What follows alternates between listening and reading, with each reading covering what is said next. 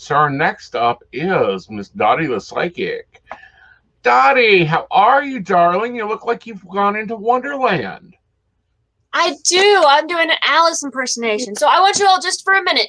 Here in probably less than a minute, it's going to be 12:34. I want everybody to leave a positive comment, a heart. If you're on YouTube, please subscribe to the Rowan's Light Temple.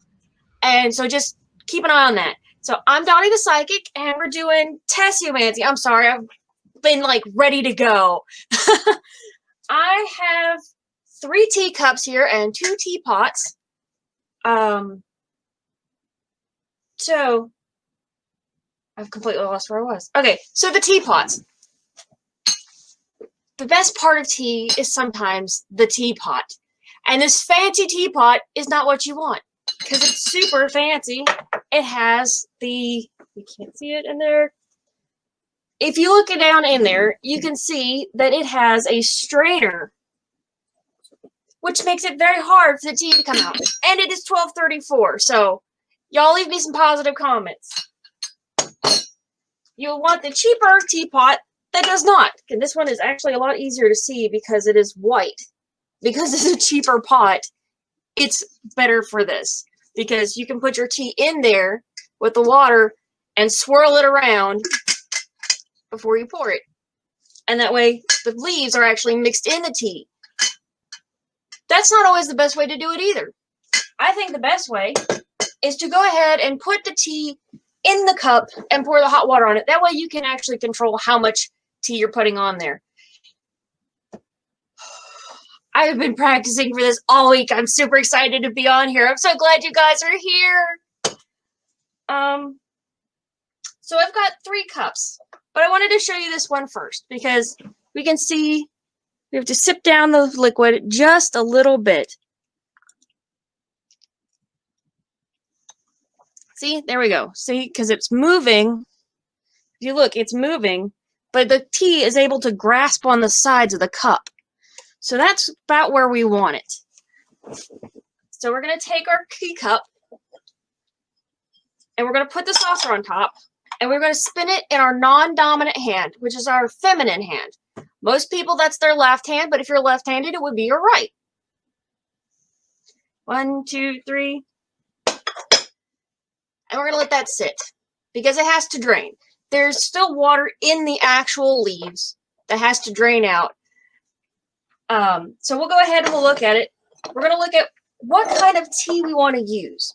When you're picking a tea for your divination, you don't want to use just a tea bag for 2 reasons. Number 1, when you go to drink it, it's super fine, and you're not going to be able to strain it through your teeth, which means you're going to be swallowing chunks of plant material, which is fine if that's what you're into, but I'm not a fan. It's a texture thing. What can I say? Also, you don't realize it until you go to open these bags. Well, you may. I didn't realize it until I started actually kind of experimenting with these tea bags, how much different the amounts are. And also because it swells up in the bag, you don't get as much of the actual tea flavor out of those tea bags as you do when you open it up and pour it in your cup, because whew, that was a strong cup of tea, let me tell you. And I still ended up, I'll show you the differences here. These have actually been draining for hours now because I was super excited. I got really overjazzed about this. But if you look, this is the one where I opened up and I'll point it like that. This is one where I actually opened up. Oh, look, you can almost see the phoenix in there. Like you see the face and the wings. So we'll talk a little bit about the symbolism in a minute. But there's a lot of tea in there. That all came out of one tea bag. This is the cup that I did that was loose leaf whole tea. Actually, it's jasmine. You can see the flowers in there. And I think that adds another dimension to it. So if I don't completely overrun my time or jack this up too badly, hopefully we'll have enough time at the end that we can actually kind of discuss the shapes in the cup. But this, so if you do decide to do this type of divination, just know that that is something to consider. Also, as funny, as fast as I'm talking, a big part of tea leaf reading is actually to slow down and to get to know who you're talking to. This particular form of divination, let me try that again, divination, is probably the closest to modern talk therapy that the 18th century could provide. You are having tea with somebody. You're not just reading their cup. There's a whole ritual to it that starts with talking to them. You don't just, you don't just slam down your tea and hand them the cup. And there's actually, not only that, but there's a lot of similarities between this type of divination and another form of tessiomancy that involves Turkish coffee. And it's funny because the grounds for the tea, you don't want to be too fine. You want to use the whole leaf. But the exact opposite is true for Turkish coffee. You want a super fine ground.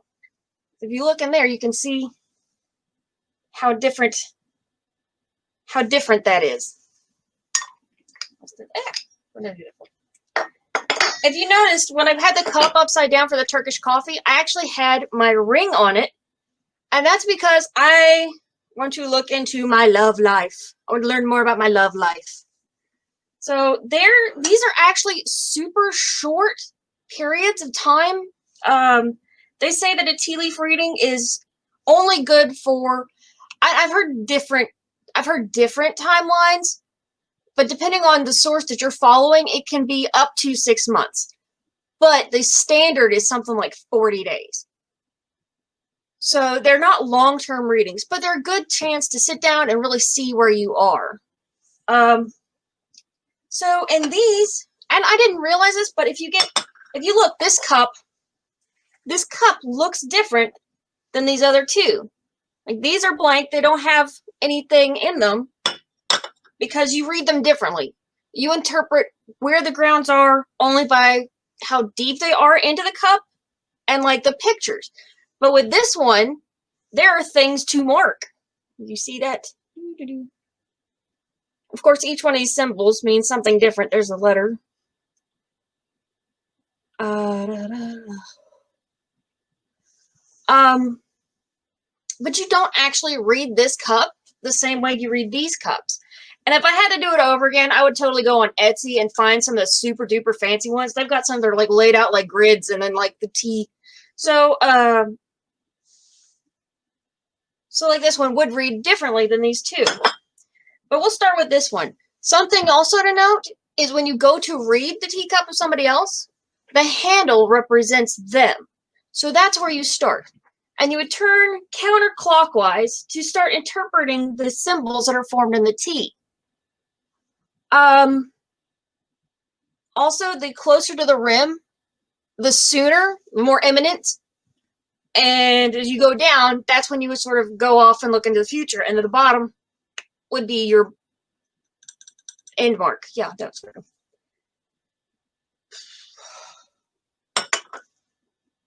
What is it? And that's actually, I'm not going to get too much into the symbols in each of these styles because I think that's something that, of all the divination styles I've seen, tea leaf reading is probably one of the most subjective. Because you have to interpret, there's no set meaning for what you see. Because I've looked into them one time, like, there's just no, I don't care how in-depth your symbol book is, I have never yet seen an explanation of a platypus in a cop's jacket, which I did see in a cup. At least that's what it looked like to me. I don't know what that meant. It meant something to the person I was reading it for. They thought it was hilarious. Yeah. So, I'm sorry, Asen. I know I just sort of blew up when you let me on the live stream because I was kind of anxious about this. I've been all day. Let's chill down. Take a breath. So, you were saying that all symbols isn't in there. What about when someone looks at their cup and it's like, oh, well, I see a dragon that is chasing a fairy. And then you hand the cup to somebody else and they go, I see a rabbit, same cup, eating a carrot. Where does that go to, Dottie? It depends on whose cup it is. Obviously, because the message is for the person that you drank the cup. You have your energy on that cup. So inevitably, the message is meant for you. So what you see would be the one that you would go with. Like if I saw some if I saw a jackrabbit jumping in a hole and you saw a eagle flying and it was your cup, we'd go with the eagle flying. Like, what does that mean to you? We'd start there because, like I said, this out of all the divinations I've studied so far, this is the most talk therapy one. Mm-hmm. You know, it's almost like more clairvoyant usage too. Yes, yeah, and it's a little more difficult. Like, at least for me, because I started out with tarot, which, you know, the cards, they have distinct meanings. Mm-hmm. They may not, even if the decks change a little bit or you see them differently, there's still some basis there. This is totally looking into the void in a way. It is. It's very much a type of scrying. So when it is very close. You know, and you brought up something that this was the 18th century. Actually, this was probably up until the late 50s, a lot of commonality, because it was a great shadow way of doing it, of having ladies over for tea, which you're giving readings all day long, with the ladies coming over for tea. Yes, it was, as a matter of fact. And actually, it's kind of sad because when I was looking it up, I wanted to get deep into the history of it, and it kind of stops where the English language stops. So that's about the 18th century. But you're right. It's actually still pretty common. I've actually talked to people I thought were, forgive the term, mundane. See, people I would not thought who were into that sort of thing. Tell me about learning tea leaf reading from their mother and palm readings from their mother, because it's something that's readily available. Right. You know, people have coffee. Well, and then there's some play into it, actually, too. If you look at tea leaf reading, what's your thoughts on the process of making the tea? Because I know some go into a lot of detail about, you know, the person's got to choose their own amount of tea, their own water, their own sugar, their own cream, and then others go into it, no, I do that all for them. Right. You know what, Ira? It's the same thing with every form of divination. Everybody has their own distinct ritual, and it's funny how something won't work for them because they don't believe it works for them. But like other people, like, you know, I know plenty of people out there are probably going to try this tonight and are going to have great success with just cutting open a tea bag and pouring hot water in their cup. Mm-hmm. But I do love the ritual. About 10 minutes. Yes, and you have to drain it. And that's one thing I did show you all, that you have to leave just enough water in it so that the tea leaves are sticking to the side but still moving around, because any more and it's going to wash the cup out and you're going to get just a little bit, any less, and it's just not going to move for you. You're going to be reading one giant clump in the bottom. Well, honey, sometimes our lives are a giant clump, so that makes sense. You know, I could probably write a novel on the blue giant clump that is my life, so you're not wrong. Right. That comes up, and that's something that I think, since I got you on the line and we got some time here, I'm going to drag you into, is when you look at something that doesn't look like it's a good situation, do you still tell the person? I try to put it, yes, I do. I've had moments, man. I've sent people away from my table crying because they need to know. If you are going so in depth, if you've already laid their life out in front of them like it's a novel, you can't pull punches when it's time to tell them how it ends. Mm-hmm. And I've had clients walk up to me, especially in the bar. It's not a great situation when you're drinking on a Thursday at night. Not something I'd suggest to people, but you know, it's not a great situation to begin with. So a lot of these people, they needed to hear the hard truth. Mm-hmm. You know, if you keep doing this, then this is going to happen. You know, it's going to happen. Behaviors, you know, cause and effect. And sometimes it was a warning. I'll never forget. I will never, ever forget.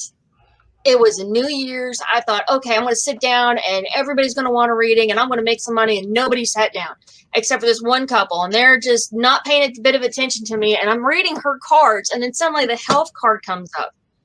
It's the caduceus. It's the medical symbol. And And I said, have you been to the doctor lately? And she looks at me and totally breaks down, screams, I have brain cancer. I've got a month to live. Mm-hmm. I'm like, I don't see her way out of this. Right. I cannot give her false hope. Right. So instead, she asked me to read for her children. Mm-hmm. Well, so that I could. Let's kind of go over the process again, because there seems to be some questions on that. Do you drink the tea with the loose leaves in the cup? Yes. Okay. Go ahead. Yeah, you drink it with the loose leaf. A lot of times I will put I had the stuff set up like 3 hours ago, which is why I don't have it to do right now, but you can put the tea in the cup, or you can. Assistant. What? We're going to have fun here. Let me page my assistant. I've got loose leaf tea in the house. Okay. Well, you know what? Because I was thinking we could pick a cup and let everybody see what they see, like let people list off what they think of it. But basically,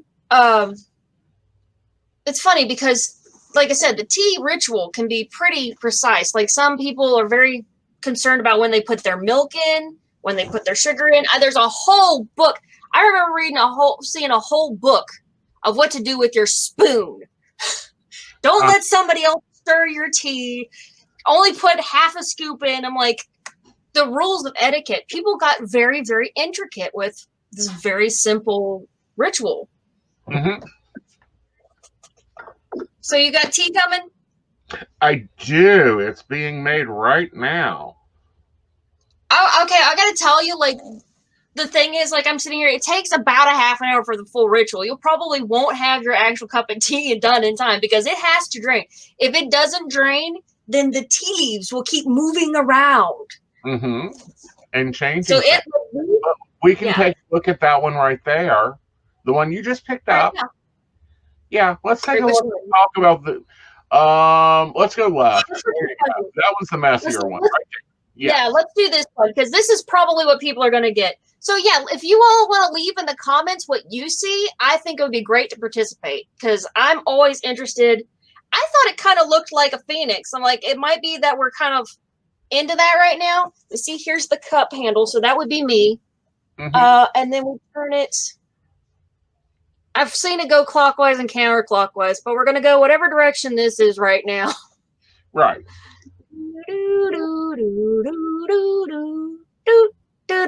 There we go. Right. So yeah. So what do you see? I see a heart, a bleeding heart, or a weeping heart. What I call a weeping heart. It's basically like offset. It's not like. It almost looks like a leaf because it's kind of tapers out a little bit. So it's not a happy heart. Uh-huh. I'm working on it, y'all. This is my cup. I know I'm about to put myself out there. I also see a dragon, which to me, and I when I see dragons, I think of something a little differently. I always think of a powerful friend. Somebody who can bring force to your form in a way. They can help back you up in a situation that end up being, a powerful character in your life. And that is predominant over this cup. Like, I think it fills the cup. Like, I think, see, there's the tail, and there's the face, and there's freezing fire, which is probably concerning. But, it wouldn't be the first time I burnt myself to the... Well, it wouldn't be the first time I got burned. Completely different. I see a whale, having a bunch of thought bubbles going on and being all scattered about them. If we look at the debris, so that's having a ton of ideas and options, but not really doing the follow through with it. Yeah, I'm working on that. Uh-huh. I'm working on it. I know you are. So I have my... You know what? Okay. Ones that I normally use for readings. I haven't done this in about 20 years, so this is a blast from the past. Yes, this is standard Corel ware.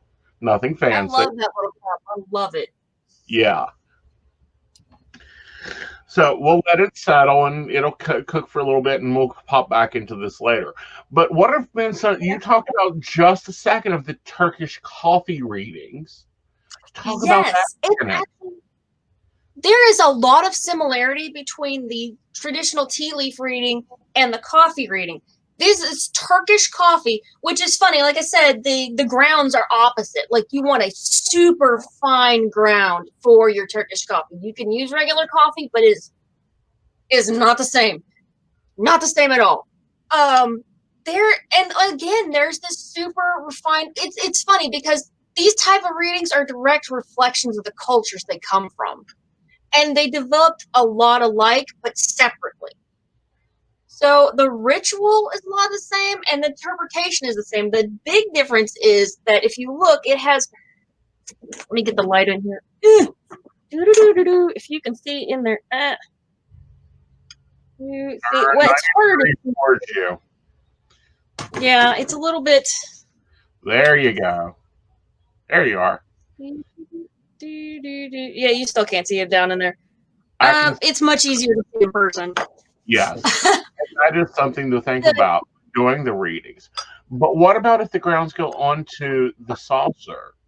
Do you read the saucer also?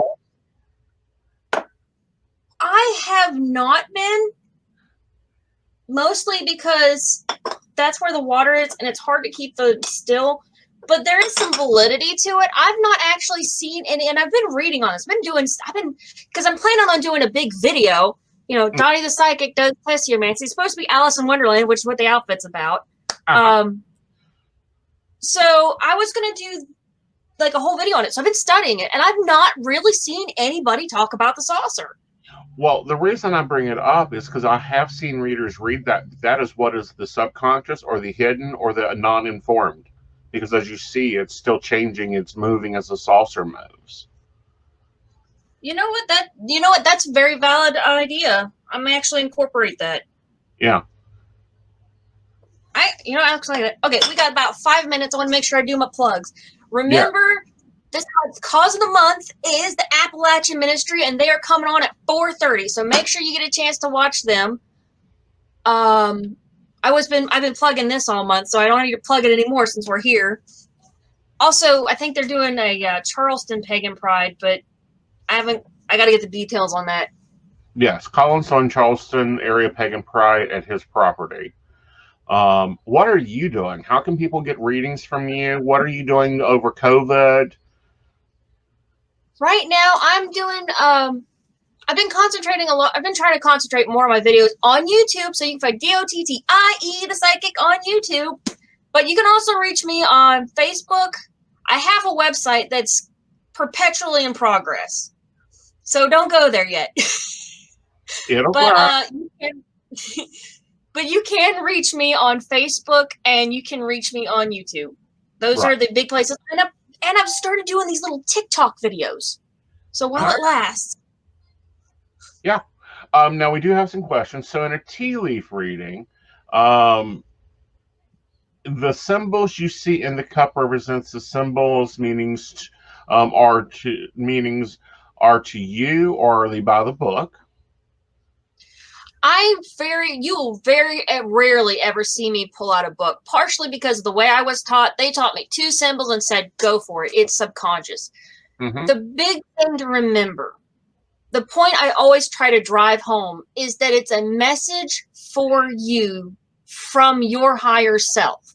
So if you need to go to a book because you're totally stumped, that's fine. It happens. But if you see something right off the bat, it's like taking a test. Your first answer was probably the right one. Don't second guess yourself. Right. Right. Very much so.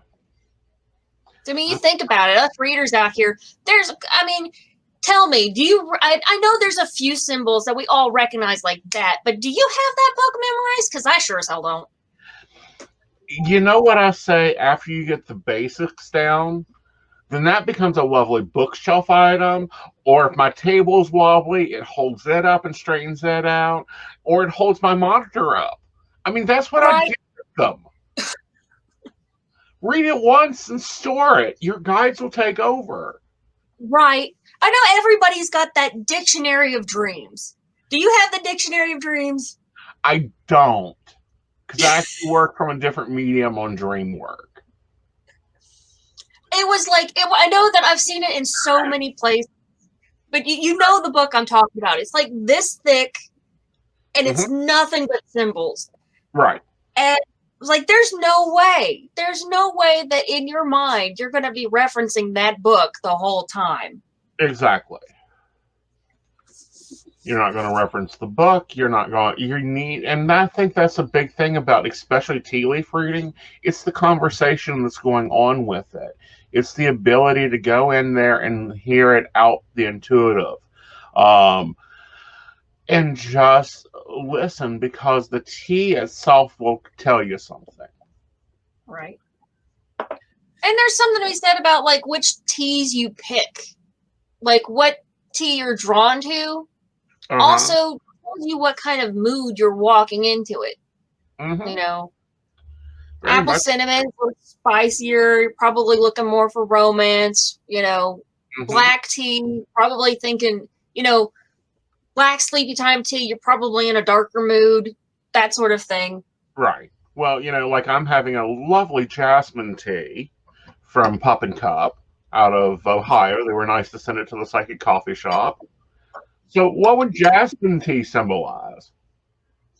I always thought it was kind of a deep romance, because it reminds me, you know, of Aladdin and faraway places, and it's a lovely scent. And people don't know this, a lot of this, but jasmine is actually like a night blooming flower. Random factoid there. I'm not really an herbologist, but I know this.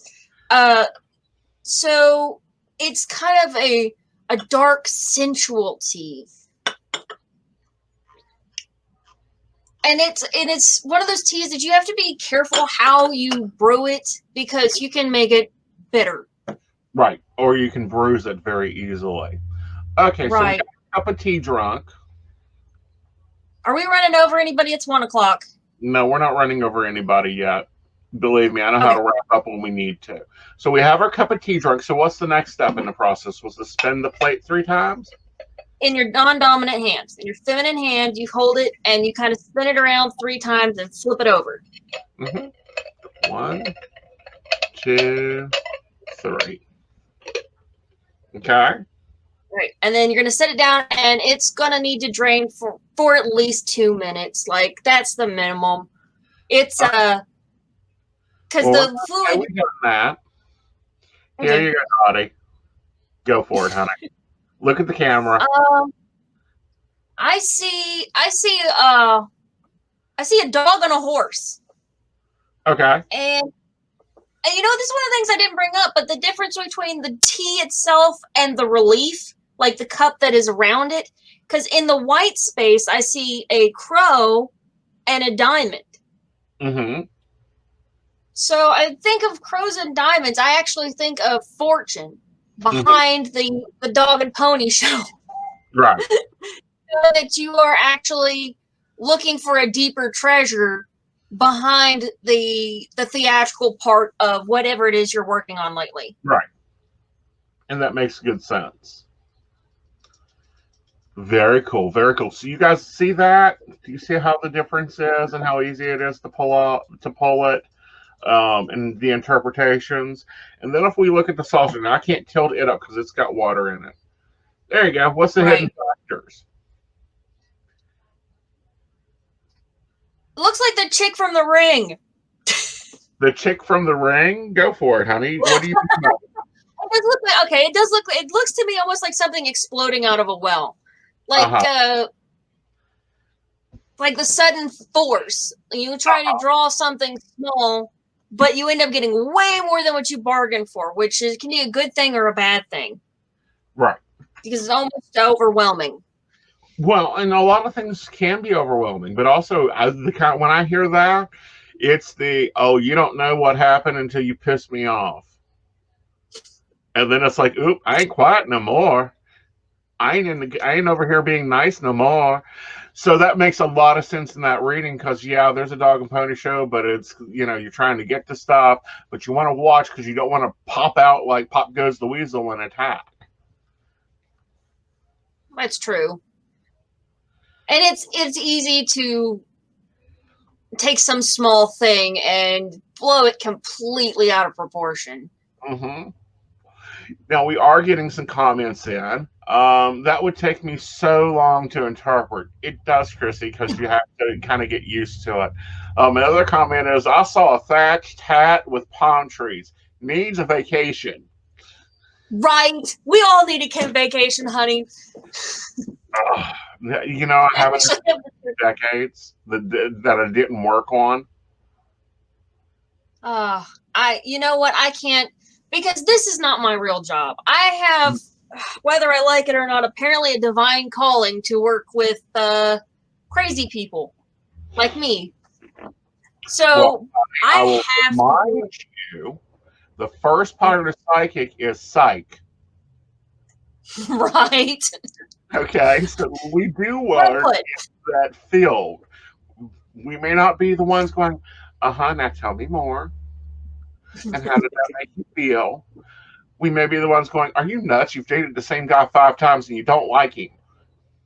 Oh my God. And then, you know what? That is like the #1 read. Tell me how many times you get this. Have you heard this one before? Lady walks in. Should I leave my boyfriend? We've been having problems. And then they start to lay out all this stupid crap. And they've left them before, but they need your advice to leave them again. Like, why did you go back? No, I've seen them date the same dude, just in different packaging. One's tall and thin, and same dude, but he's short and whatever. Yeah. So it's like, are you going to continue failing this lesson?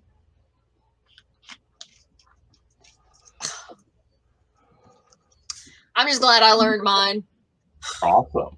Well, thank you, honey. I hope you have a lovely day. I look forward to working with you again soon. Thank you. Safe travel and much profit to you. Exactly, honey. Same to you. All right. Our next up is